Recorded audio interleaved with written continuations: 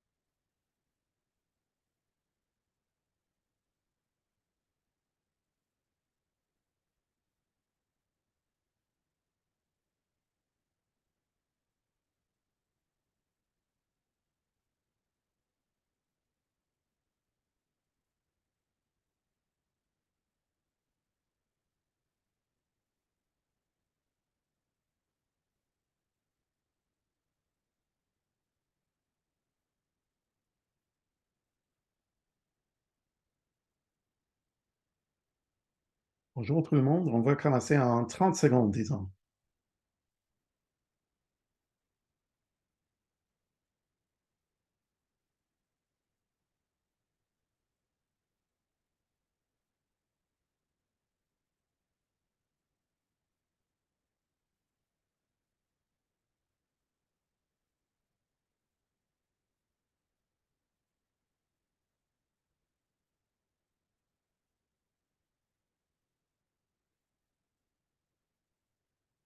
Alors, il est 13 heures. Bonjour à tous. Bienvenue. J'aimerais d'abord souligner que le Collège des agents de brevet et des agents de marque de commerce est l'organisme de réglementation fédérale des agents de brevet et des agents de marque de commerce et que notre personnel et les titulaires de permis vivent et travaillent dans l'ensemble du pays. L'île de la Tortue, l'Amérique du Nord, est un territoire habité par les Autochtones depuis des temps immémoriaux. Le lieu de la réunion aujourd'hui est toujours le domicile de nombreux peuples autochtones et nous sommes reconnaissants de pouvoir travailler sur cette terre. Alors, bienvenue encore, je m'appelle Judah Strivchinski. Merci de vous être jointe à nous aujourd'hui pour le deuxième anniversaire de l'établissement du collège. Je souhaite profiter de cette occasion pour reconnaître tout le progrès que nous avons effectué en 2 ans et d'aborder à ce que réserve l'avenir pour le collège. Ceux et celles qui ont pu assister à notre Assemblée générale annuelle ou à la dernière réunion du conseil d'administration en mai pourrait trouver que ce semble un peu, c'est pareil, disons, mais je vous demande quand même de rester des nôtres car il y aura beaucoup de temps après mes commentaires pour poser toutes sortes de questions. J'espère qu'on peut tenir plus régulièrement des webinaires et des séances de questions comme celui-ci. Alors, après cette réunion, on va demander à vous de participer dans un court sondage afin d'obtenir vos commentaires dans le but de toujours adapter et améliorer le contenu. Alors, en commençant, je voudrais juste prendre quelques minutes pour parler du contexte du collège. On a été créé comme partie du stratégie d'innovation du Canada. Et vous savez peut-être que la planification et nos opérations ont commencé en 2020 lors des plus hautes tensions de la pandémie, malgré le fait que le collège n'a reçu aucun financement au début de la part du gouvernement fédéral, autre qu'un transfert de l'OPIC. Nous avons rapidement commencé à élaborer un cadre réglementaire. La création d'un organisme de réglementation indépendante vise à apporter de nombreux avantages aux agents et agentes de brevets et de marques de commerce, ainsi qu'au Canada de manière plus générale. Comme vous savez, il y avait déjà un bon nombre d'excellents agents et agentes de brevets et de marques de commerce avant la création du collège. L'objectif du collège, c'est d'assurer que ces agents et agentes fassent partie d'une profession encadrée par des normes de pratique et par des compétences définies. Le fait de savoir que les agents et agentes sont soumis à des rigoureuses exigences et normes en matière de compétences renforce la confiance du public envers la profession. Le gouvernement a créé le collège par la loi sur le collège qui définit notre mandat, y compris nos responsabilités, c'est-à-dire ce qu'on doit faire, et notre modèle de gouvernance, c'est-à-dire comment nous devons le faire. En vertu de cette loi, le collège a pour mission de régir les agents et agentes de brevets et des marques de commerce dans l'intérêt du public, afin d'améliorer la capacité du public d'obtenir des droits conférés sous le régime de la loi sur les brevets et la loi sur les marques de commerce. Comme vous savez, avant la création du collège, les agents faisaient déjà l'objet d'une certaine surveillance par l'OPIC, qui est une direction du gouvernement, et de l'EPIC, l'association professionnelle. Le collège, par contre, est responsable de bien plus que l'EPIC et l'OPIC ont géré ensemble auparavant. On établit des normes pour les critères d'accès à la profession et on élabore un code de déontologie. On définit et fait passer des examens de compétences. On gère la délivrance de permis. On gère les plaintes et les mesures disciplinaires. Nous avons aussi mis en œuvre un processus équitable en matière de responsabilité professionnelle et on établit des normes pour les exigences en matière d'assurance responsabilité professionnelle. Nos travaux préliminaires ont déjà contribué à élever le statut de la profession. Nous avons créé un registre à jour dans lequel le public peut trouver tous les agents et agentes. L'EPIC disposait d'un code de déontologie volontaire pour ses membres. C'était super excellent d'avoir ces étapes déjà en place. Avec la création du collège, tous les titulaires de permis sont désormais assujettis à un code de déontologie. C'est obligatoire. Ils doivent respecter les normes professionnelles qui y sont définies. Les agents et agentes doivent maintenant souscrire une assurance qui couvre les risques professionnels les plus courants et les plus importants en offrant des services directement au public. Le collège s'est muni d'un système de traitement des plaintes ouvertes et transparent. Nous avons lancé des enquêtes tant sur des allégations de pratiques non autorisées que des plaintes déposées contre les titulaires de permis. En fait, jusqu'à date cette année, le collège a reçu 7 demandes de renseignements sur la conduite des agents. C'est qu'en 2023. On a aussi reçu 3 plaintes en 2023 et 11 demandes de renseignements liées à la déontologie. Le collège déploie également beaucoup d'efforts dans le domaine des compétences pour décrire les connaissances et les aptitudes qui doivent acquérir les agents et agentes pour servir le public. Grâce à ce niveau de clarté, le public peut savoir à quoi s'entendre des agents et agentes et toute personne qui envisage cette carrière peut avoir une idée de plus ce qu'il faut faire. Ces aspects de réglementation professionnelle contribuent à valoriser la profession aux yeux du public. C'est une tendance générale qui se remarque lorsqu'une profession moins réglementée devient plus réglementée. La loi fait du collège un organisme de réglementation d'intérêt public indépendant. Le gouvernement a décidé de ne pas recourir à l'autoréglementation ou la réglementation gouvernementale, mais a choisi de créer le collège en tant qu'organisme indépendant. Au sein du conseil d'administration, on a 5 directeurs et directrices qui sont nommés par le ministre, encore 4 titulaires de permis qui sont élus par la profession. Le conseil donc bénéficie d'une expérience diversifiée. Le modèle de réglementation indépendante est de plus en plus fréquent globalement. Notre conseil d'administration spécialisé est composé de 9 membres et en plus, on a des membres du comité qui sont souvent des membres des professions. Il y a à peu près 90 titulaires de permis qui nous aident à accomplir notre mandat actuellement.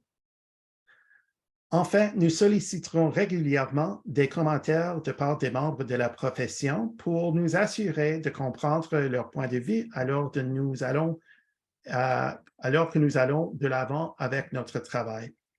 Et il s'agit d'un point sur lequel je parlerai bientôt dans quelques minutes, plus tard, mais juste pour s'assurer que vous ne manquez pas nos informations, je vous encourage de suivre nos bulletins, de les lire, de suivre les médias sociaux. On est sur LinkedIn, Twitter et Facebook. Alors, le collège, on est gouverné par une loi et on est un organisme de réglementation unique. Le gouvernement a pris en compte les meilleures pratiques en réglementation du monde entier pour établir le collège et on distingue des autres organismes de règlement professionnels dans certaines façons importantes. Comme j'ai mentionné, on est un organisme de réglementation indépendant. On est aussi un organisme de réglementation fédérale. Nous sommes l'un de deux seuls organismes de réglementation professionnelle au niveau fédéral. Les autres collèges sont tous au niveau provincial. Le deuxième au niveau fédéral, c'est le Collège des consultants en immigration et en citoyenneté. Il compte 13 000 titulaires de permis qui payent généralement des droits de permis de 1 800 par année et ils ont plus que 100 employés. Par contre, le collège est virtuel, est petit. Notre équipe est très petite, avec un personnel de seulement 600 employés en temps plein qui travaillent depuis leur domicile dans tout le pays. On a, dès le début, choisi de réduire les coûts en n'ayant pas de bureau physique et on économise également en sollicitant des experts quand il faut, mais ils ne sont pas employés à temps plein. Le collège est aussi un organisme de réglementation fidèle au principe de la juste mesure. On est agile, ciblé et proportionnel dès la création du collège. Par exemple, on a instauré des mécanismes de résolution rapide pour traiter des préoccupations soulevées au sujet des agents et afin d'éviter des longues procédures dans la mesure du possible. C'est une approche qui est rentable et souple tout en étant fidèle au principe de la juste mesure.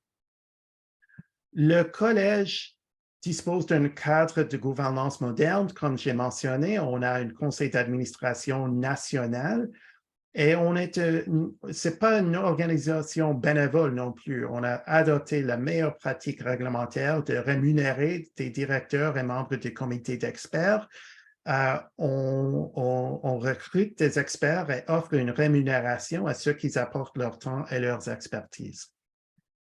Le collège gère la réglementation d'un corps de titulaires de permis qui est unique et ce qui présente à la fois des forces et des défis. C'est une force extraordinaire que les agents et agentes de brevets et des marques de commerce sont très compétents pour la plupart et font preuve de beaucoup d'intégrité. Mais cependant, c'est une profession très disparate. On a des titulaires de permis qui sont répandus d'un océan à l'autre.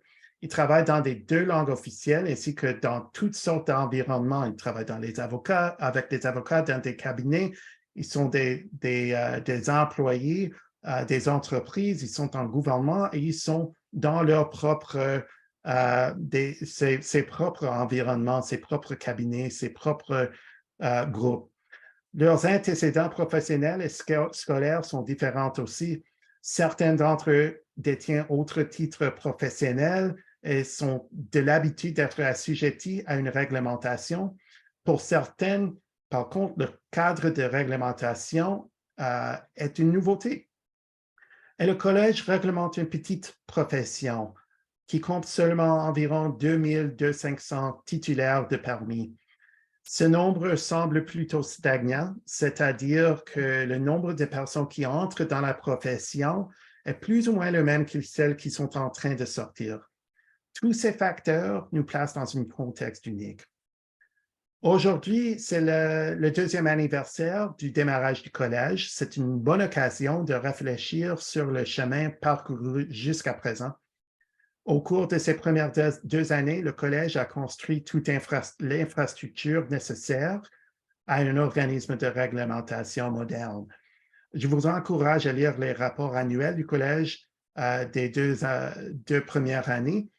Parmi nos réalisations, on a élaboré des politiques de gouvernance et réglementaires qui établissent notre façon de travailler. On a embauché des employés pour accomplir le travail. On a constitué et maintenu 5 comités qui se chargent des tâches les plus importantes du collège. On a un comité d'instruction, un comité de gouvernance, un comité d'enquête, un comité de discipline et le comité de vérification et des risques. C'est une structure fréquente pour les organismes de réglementation d'avoir ces sortes de comités pour ce travail.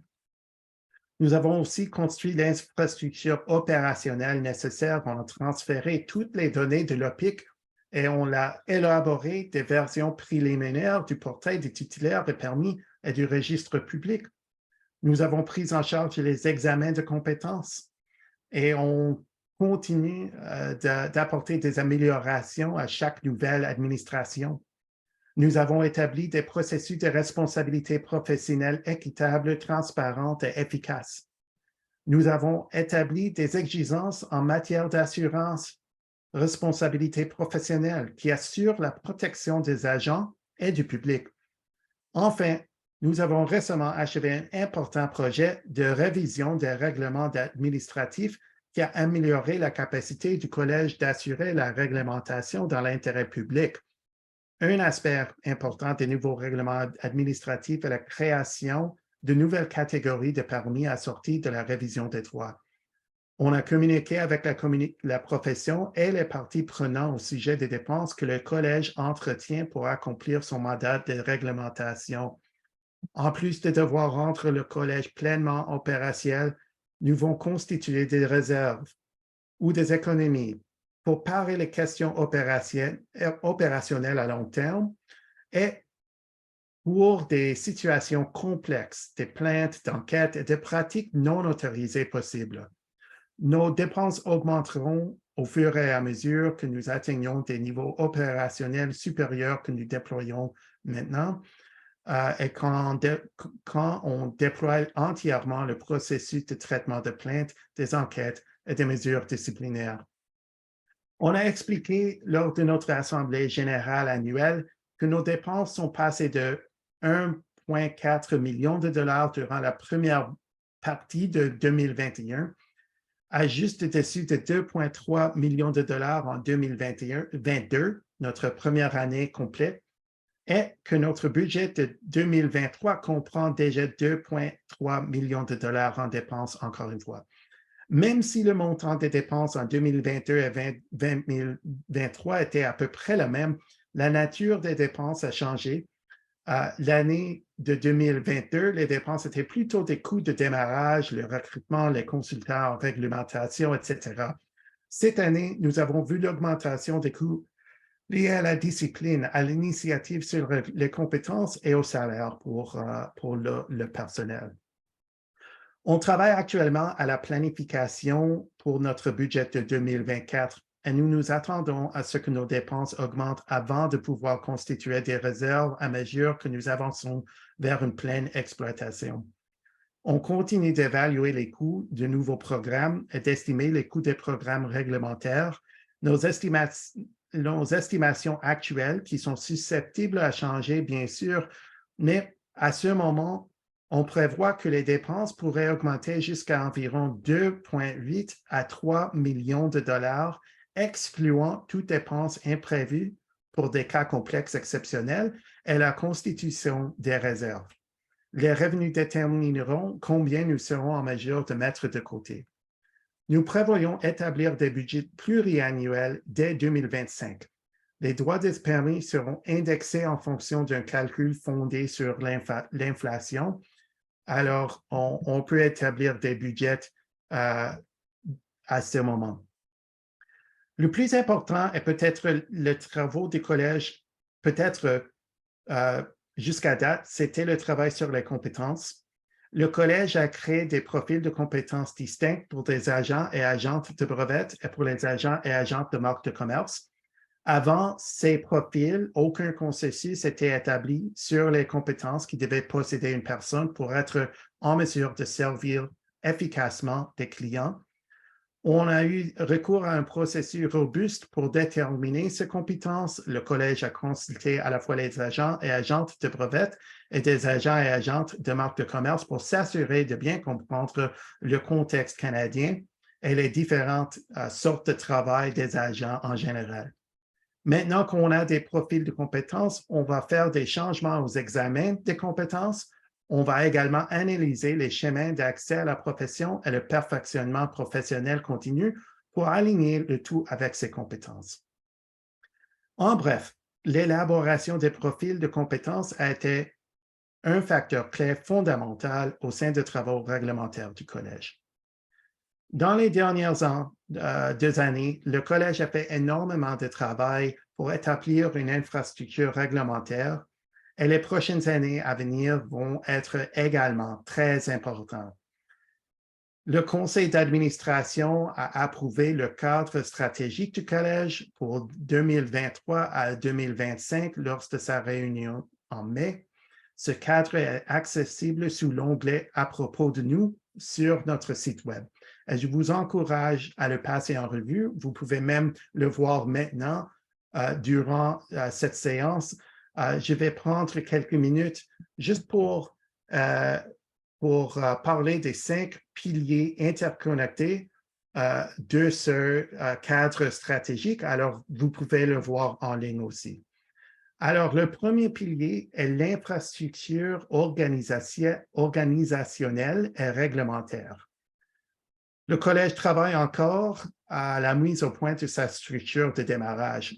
Nous disposons déjà d'un portail en ligne destiné aux agents et agentes, mais de nombreuses fonctions doivent être élaborées pour planifier nos processus réglementaires. À titre d'exemple, la création d'un portail de candidature pourrait permettre aux personnes de soumettre des demandes en ligne directement.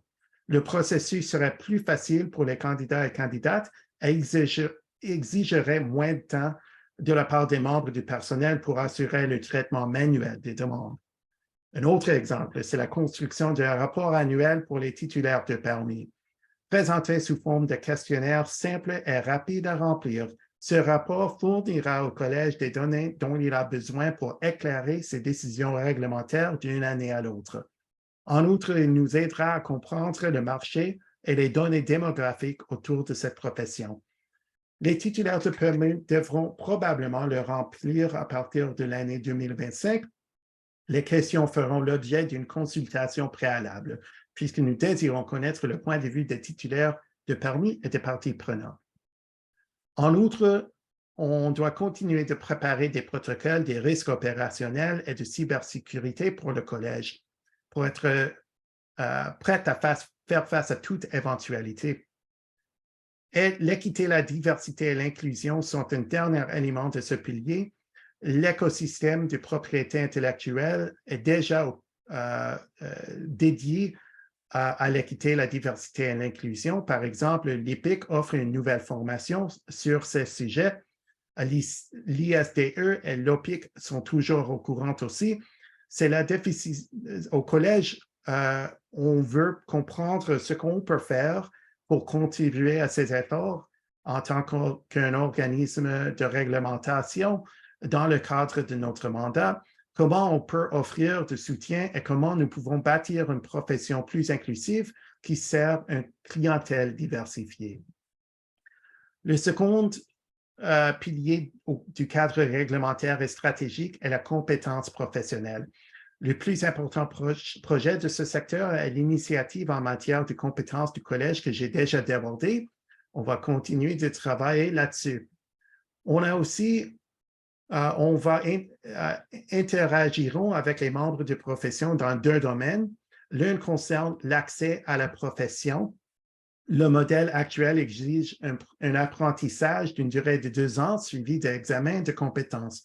On va consulter avec les titulaires de permis et des professions pour savoir comment ça marche qu'est-ce qui va très bien et où il faut améliorer des systèmes pour qu'on puisse inculquer des compétences de base et faciliter l'accès à la profession.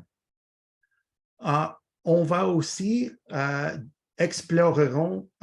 nous allons explorer aussi d'autres approches potentielles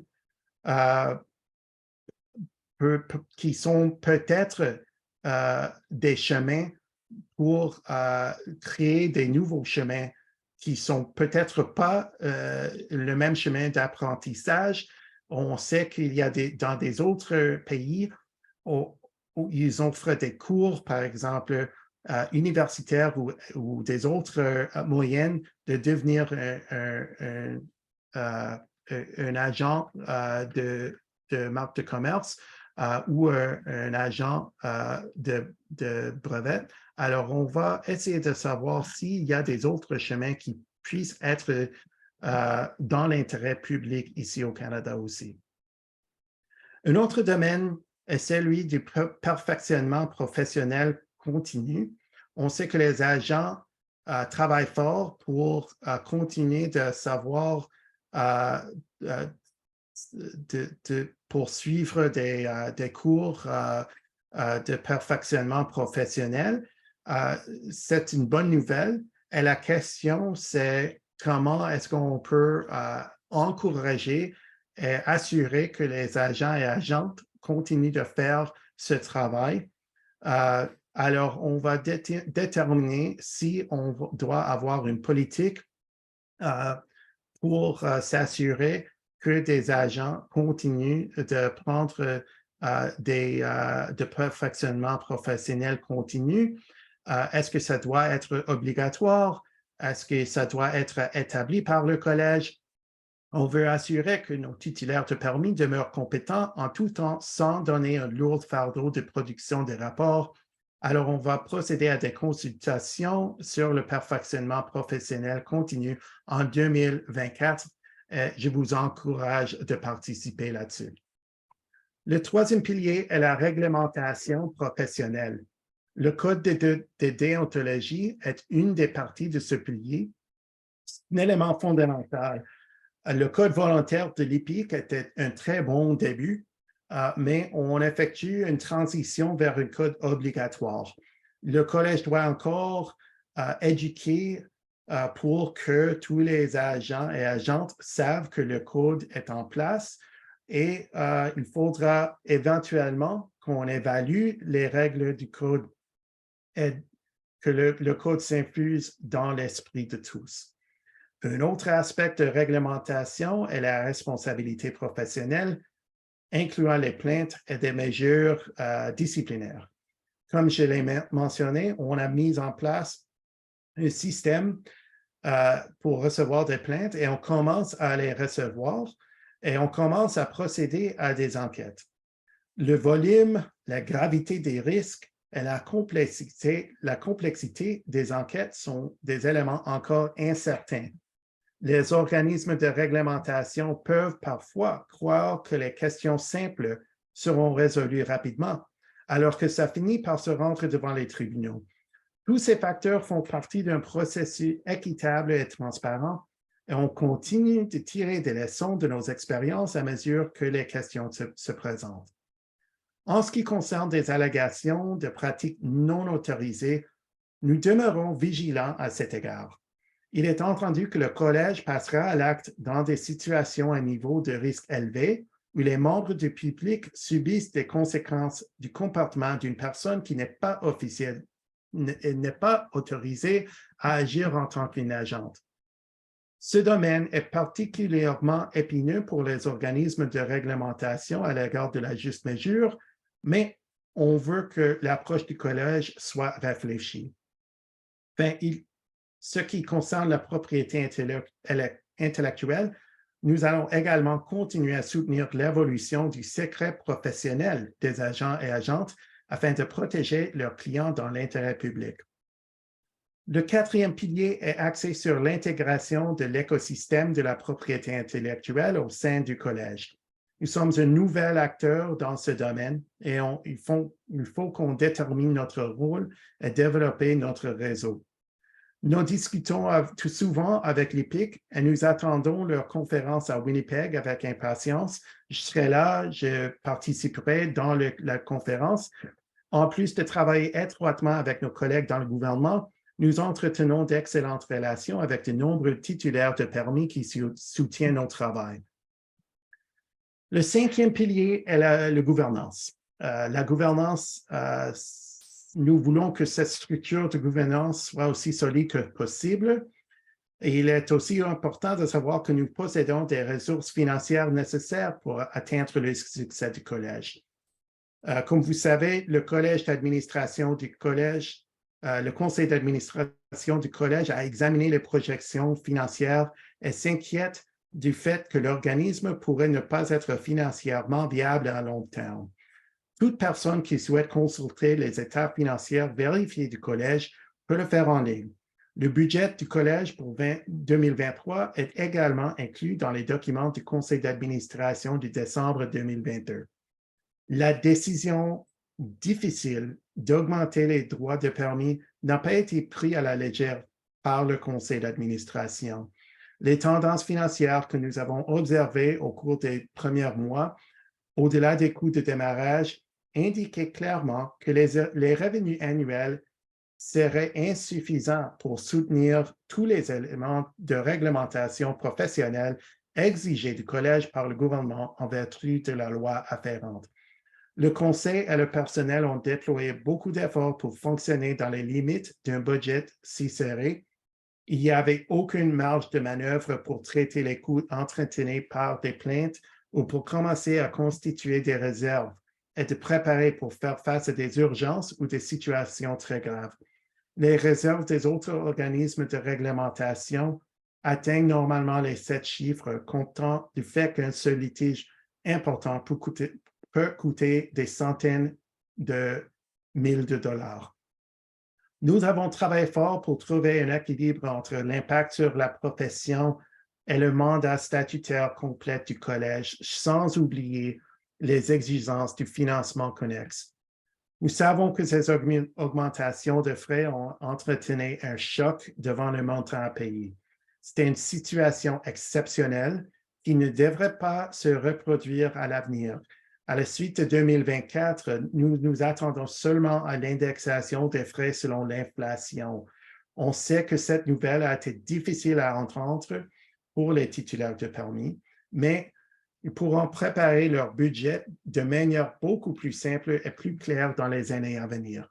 Il s'agit d'une période de transition et le collège prévoit également de commencer à publier des budgets pluriannuels dès 2025.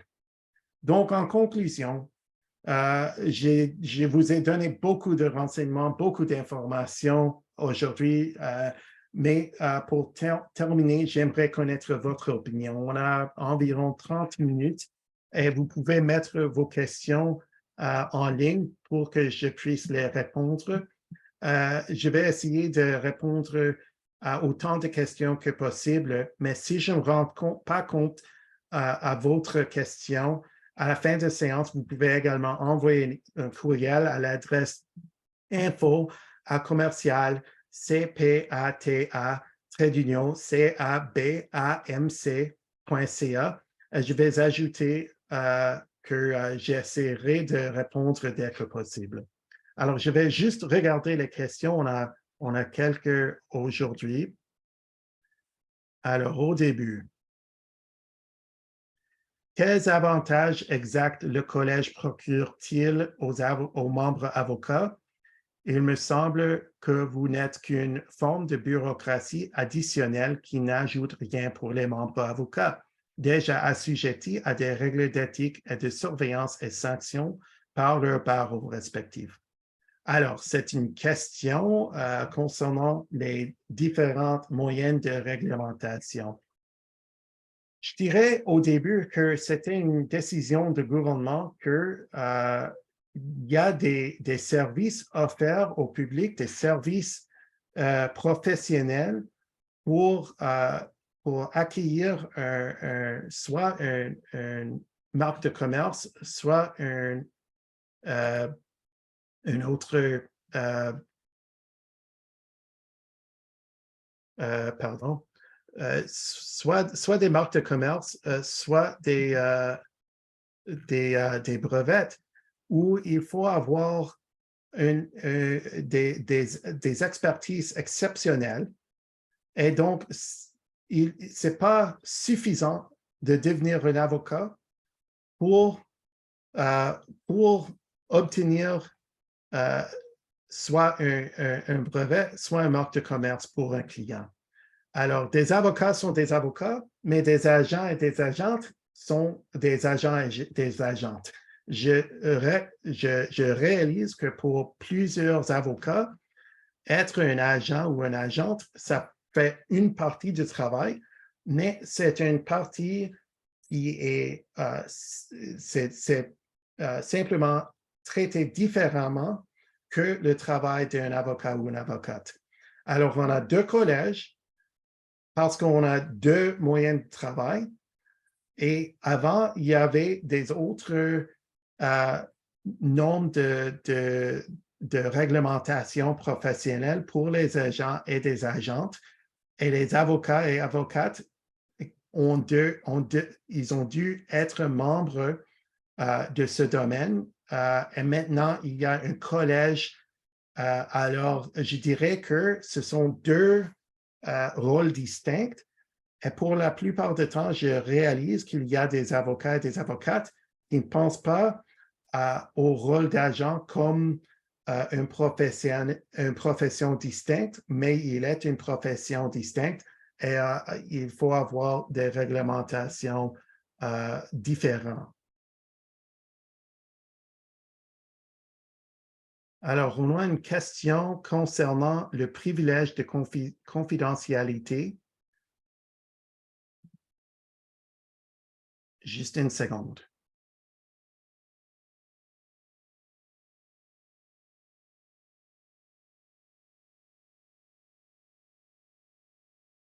La rumeur veut que vous ne soyez là que pour permettre aux agents de brevet qui ne sont pas avocats le privilège de confidentialité et les avocats membres ont déjà.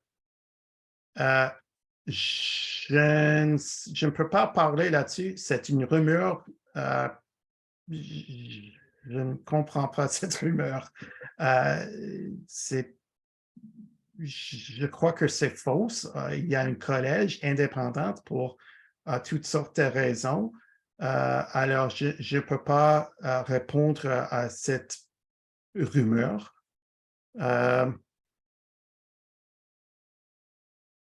Alors, je ne peux pas ajouter plus comme réponse.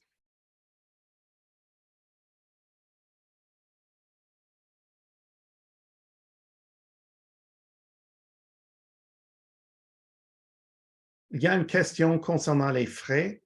Et si on a pensé d'augmenter les frais d'une manière plus stagée, c'est-à-dire au lieu d'augmenter les frais dans une seule année, de le faire dans par exemple, un peu dans l'année 1 et encore un peu plus dans l'année 2, etc., jusqu'à notre niveau maintenant. Le conseil d'administration a pensé à cette option, mais à cause de nos finances maintenant, il y a des risques en traitant le budget dans ce moyenne. Si on reçoit une plainte, une plainte, disons, plus détaillée, plus où il y a beaucoup de risques, où il y a beaucoup de complexité, ça peut, on n'a pas les moyens nécessairement pour être capable de faire le travail sans avoir plus de budget. Alors, le conseil d'administration a réalisé qu'on ne peut pas rester tel quel et on ne peut pas créer des différents niveaux car il faut commencer d'avoir des réserves immédiatement.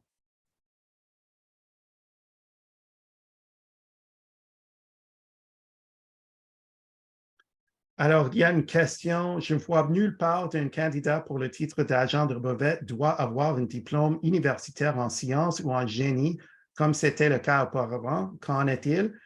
Euh, notre titre d'agent de brevet, il n'y a aucun diplôme universitaire dans certains domaines nécessaires. Il y a toutes sortes de diplômes qui sont disponibles, mais il faut suivre l'apprentissage et suivre les examens.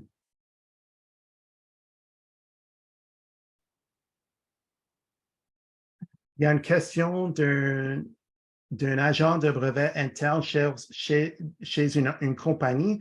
Est-ce qu'ils ont besoin d'assurance responsabilité? Euh, et dans quelle classe? Alors, ça dépend.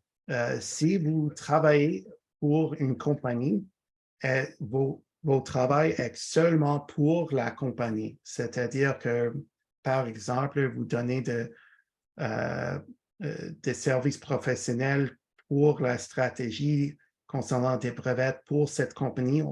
Cette compagnie comme agent, on ne travaille pas pour le public directement, pour des clients qui veulent, par exemple, obtenir des brevets. Dans ce cas, vous n'avez pas besoin d'assurance responsabilité. C'est la compagnie qui vous a employé qui prend le risque. Alors, si vous faites erreur, c'est une erreur qui va avoir des conséquences pour votre compagnie et c'est la compagnie qui doit décider comment réagir. L'assurance responsabilité professionnelle, c'est pour ceux et celles qui travaillent avec le public. Si vous êtes un agent de brevet ou un agente de brevet qui travaille directement avec le bureau canadien, il faut être au niveau 1. Mais si vous travaillez avec des autres professionnels, des autres agents pour obtenir des brevets, et ce n'est pas votre travail direct, vous pouvez euh, devenir un membre au niveau 2.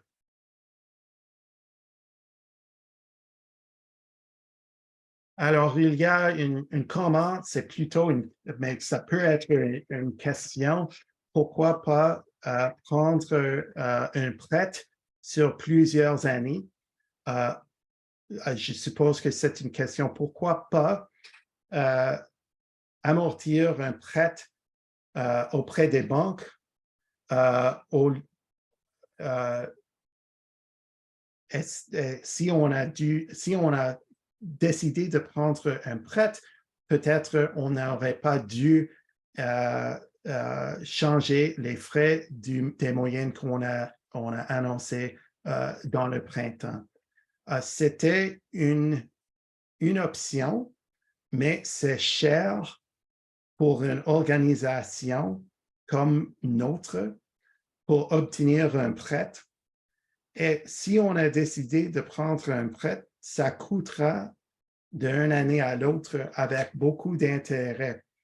Et on a décidé que ce n'est pas viable, ce n'est pas une moyenne sauf et pratique pour l'organisation ou même pour euh, nos membres, car ça va coûter plus cher au long terme.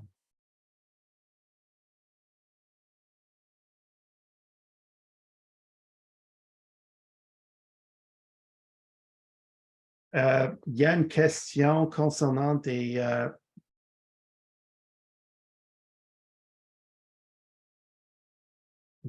projets à long terme. Juste un instant.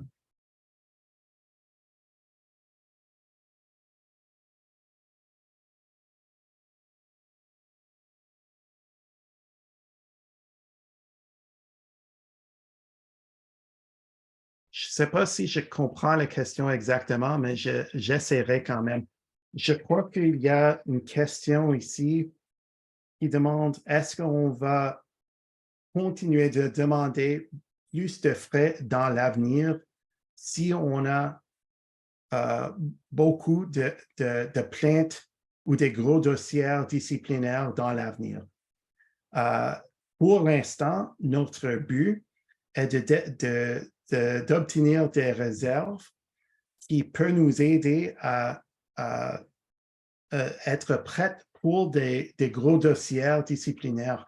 On n'a pas encore l'histoire pour être sûr et certain qu'on ne va pas avoir beaucoup de gros dossiers disciplinaires, mais l'expérience jusqu'à date et l'expérience des autres collèges dans ce domaine indique que c'est peu probable qu'on va avoir beaucoup de gros dossiers disciplinaires. Alors, pour l'instant, on essaie de développer des politiques de réserve pour qu'on ait assez dans nos réserves pour être capable de répondre à des gros dossiers disciplinaires quand ils viennent. Mais il y a toujours le risque que si on reçoit plusieurs gros dossiers disciplinaires, il faudra penser comment on peut réagir là-dessus. Jusqu'à date, on n'a pas, c'est un risque, mais on n'a pas l'évidence que ce soit plus probable à ce temps. Alors, on continue d'avoir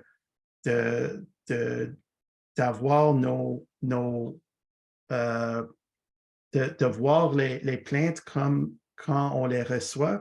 Et pour l'instant, on n'a pas l'indication qu'il faut élever les frais dans l'avenir.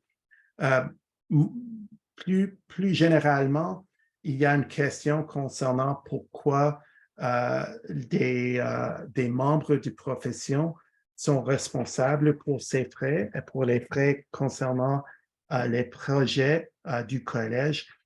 Et normalement, dans le cadre d'une organisation, d'un collège responsable pour la réglementation des professionnels, c'est la responsabilité de profession de payer des frais annuels pour que le collège puisse continuer son travail.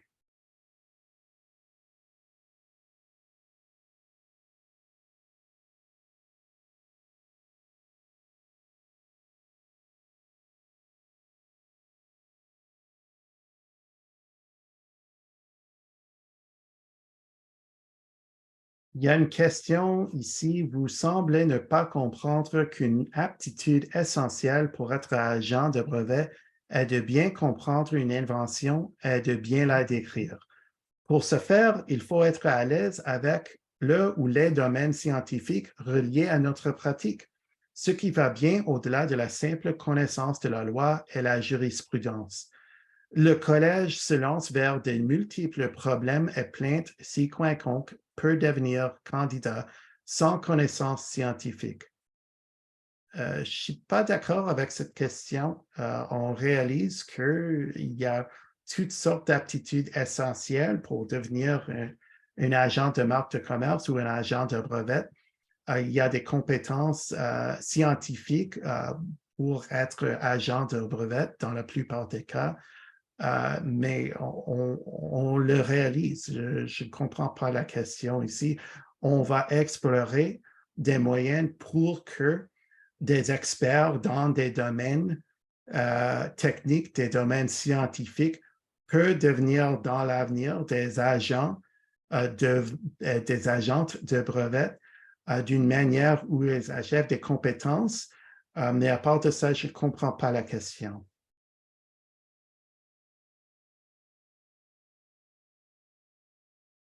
Alors, je crois que jusqu'à présent, on a eu beaucoup de questions et je crois que je les ai tous répondues jusqu'à présent. Ah, il y a un autre.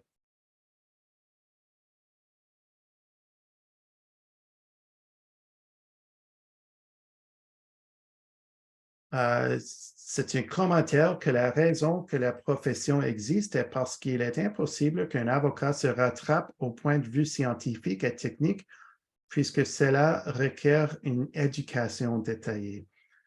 Je crois que c'est pas peut-être correct. Il y a toutes sortes d'avocats qui ont aussi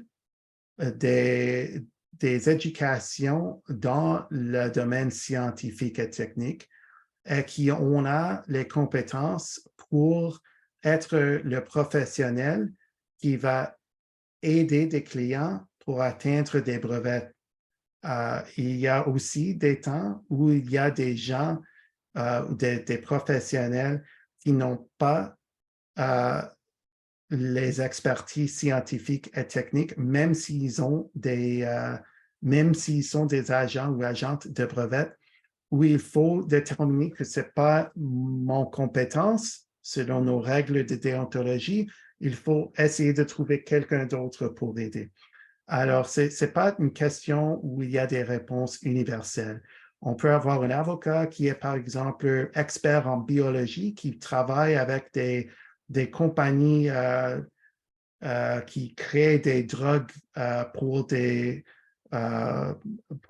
le public.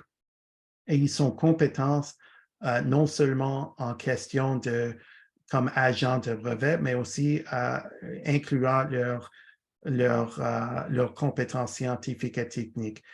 Par contre, si c'était une question de technologie, peut-être une nouvelle technologie pour les ordinateurs, ce même agent de brevet, ça pourrait être une instance où ils n'ont pas assez de compétences dans le domaine scientifique et technique pour ce brevet.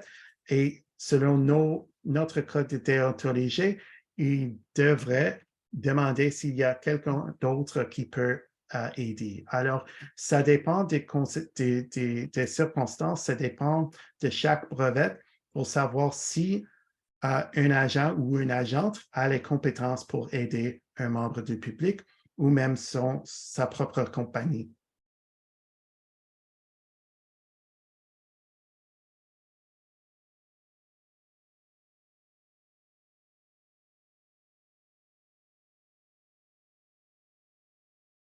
Alors, je crois qu'on a reçu beaucoup de questions. Je suis ravi que vous avez décidé de participer avec nous aujourd'hui et de poser ces excellentes questions. Je vous invite je vous remercie premièrement d'avoir pris le temps d'être avec nous aujourd'hui. Je vous encourage, s'il vous plaît, de remplir notre petit sondage qu'on va envoyer par email à vous, puisque vos réponses nous aideront à améliorer nos efforts en matière de mobilisation. Alors, je vous remercie encore une fois et je vous souhaite une bonne journée. Au revoir.